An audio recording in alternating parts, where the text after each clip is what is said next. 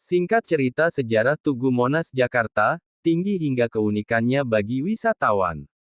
Monumen Nasional atau yang lebih dikenal dengan Monas merupakan salah satu tugu bersejarah, yang menjadi bukti perjuangan merebut kemerdekaan dari penjajah. Tugu Monas saat ini berdiri kokoh di lapangan Merdeka yang terletak di jantung ibu kota DKI Jakarta. Sejarah berdirinya Monas berawal dari ambisi Presiden Soekarno yang ingin menunjukkan kebesaran bangsa Indonesia. Ide mendirikan Monas tercetus pada tahun 1960. Rancangan pembangunan Monas. Presiden Soekarno menggelar sayembara rancangan pembangunan Monas. Sayembara ini berhasil menarik banyak peserta untuk menyumbangkan hasil karya. Namun, hanya ada satu karya yang dipilih Presiden Soekarno yaitu rancangan milik Frederick Silaban. Presiden Soekarno menyebut rancangan Frederick memenuhi kriteria. Soekarno sempat meminta keinginan khusus agar Monas berbentuk lingga dan yoni yang berasal dari Sanskerta.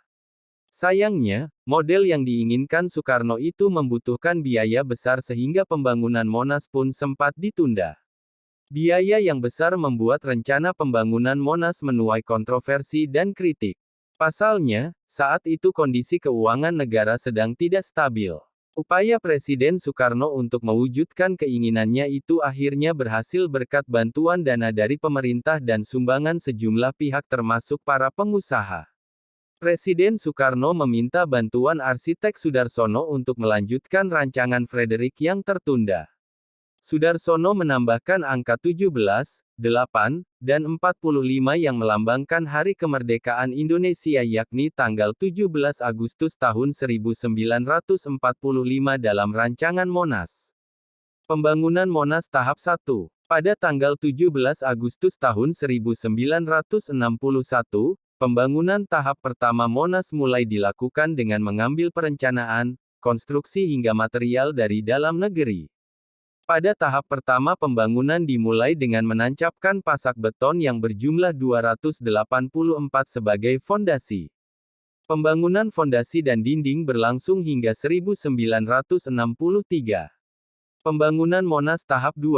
Pada 1966 hingga 1968, pembangunan tahap kedua Tugu Monas kembali berlangsung untuk melengkapi tahapan sebelumnya. Namun, pembangunan kedua sempat tertunda karena adanya gerakan tanggal 30 September dan kembali dilanjutkan pada tahun 1969 sampai tahun 1976. Pembangunan Monas tahap akhir. Pada tahap akhir yang dilakukan pada tahun 1969 sampai tahun 1976 pembangunan dilanjutkan dengan menambahkan diorama hingga museum bersejarah.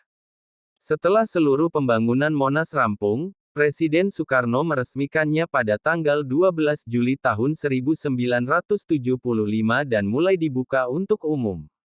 Lambang Monas. Sejarah berdirinya Monas yang berbentuk lingga yoni ini memiliki filosofi tersendiri.